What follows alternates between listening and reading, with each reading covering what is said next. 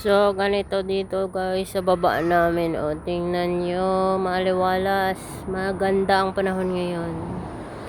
Medyo mainit. Ayan, dito kami ni Lola. Nagpapainit si Lola. Sabi niya mainit daw. Eh di syempre naman mainit talaga kasi nagpapainit kami.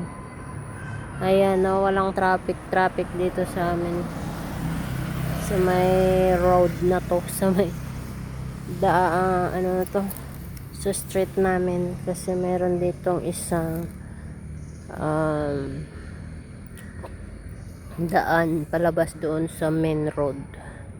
Meron doon sa dulo bus stop.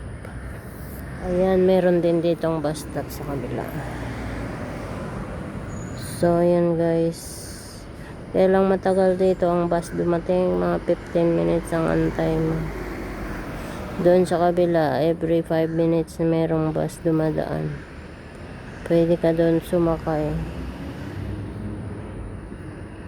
Maglalakad ka ng 5 minutes din.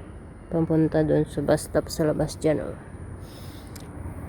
So kung gusto mong hindi doon pumunta, edi doon ko na lang sa bus stop doon, oh, sa dulo doon. Meron yan.